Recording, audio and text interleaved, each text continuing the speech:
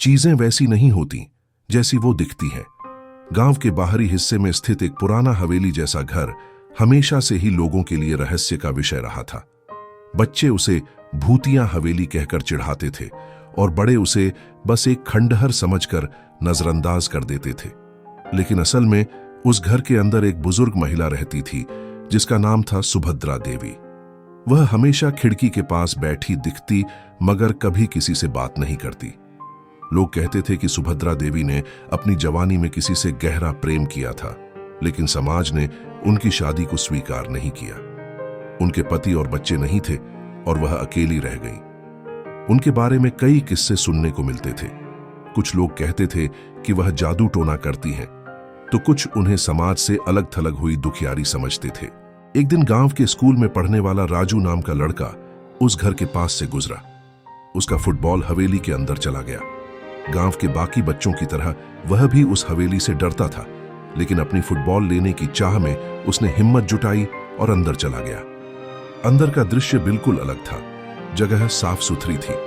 पुराने लेकिन करीने से रखे फर्नीचर, दीवारों पर तस्वीरें और एक कोने में छोटे छोटे पौधे लगे हुए थे। सुभद्रा देवी उसे देखकर मुस्कुराई और बोली, आओ बेटा, डरने की जरूरत नहीं है, तुम्हारी फुटबॉल यहां पड़ी है। राजू को लगा ये तो बिल्कुल भी वैसी नहीं है जैसा लोग कहते हैं। उनकी मुस्कान में अपनापन था। वह पहली बार उनके साथ बैठा और बातें की। राजू ने सुभद्रा देवी से उनकी कहानी पूछी। उन्होंने बताया कि उनका जीवन वास्तव में कठिन रहा है। उनके माता पिता ने उनकी पढ़ाई के खिलाफ जाकर शादी तय कर दी थी, लेकिन वह पढ़ाई करना चाहती थी। उन्होंने शादी का विरोध किया और समाज ने उन्हें अलग थलग कर दिया। वह अकेली थी, लेकिन उन्होंने हार नहीं मानी। वह खुद को शिक्षित करती रहीं और गांव के बच्चों के लिए किताबें इकट्ठा की। सुभद्रा देवी ने राजू को अपने कमरे में ले जाकर दिखाया कि वह किस तरह बच्चों के लिए किताबें, कागज और पेंसिल जमा करती थी। उनका सपना था कि गांव के सभी बच्चे पढ़ाई करें। राजू ने गांव लौटकर सबको सुभद्रा देवी के बारे में बताया। पहले तो किसी ने उसकी बातों पर विश्वास नहीं किया, लेकिन धीरे धीरे अन्य बच्चों ने भी सुभद्रा देवी से मिलने का साहस किया।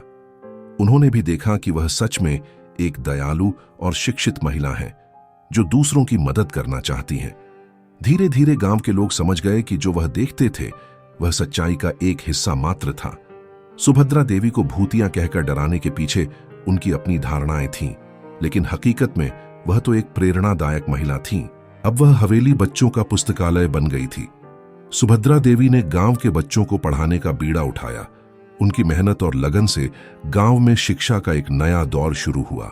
इस कहानी ने गांव वालों को सिखाया कि हर चीज वैसी नहीं होती जैसी वह दिखती है।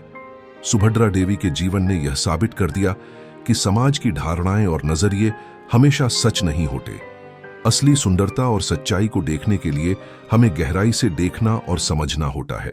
हम अक्सर किसी चीज को देखकर उसके बारे में राय बना लेते हैं, लेकिन असलियत जानने के लिए उस चीज को महसूस करना, समझना और जानना जरूरी है। सुभद्रा देवी की कहानी ने यह साबित किया कि जो दिखता है वह हमेशा सच नहीं होता।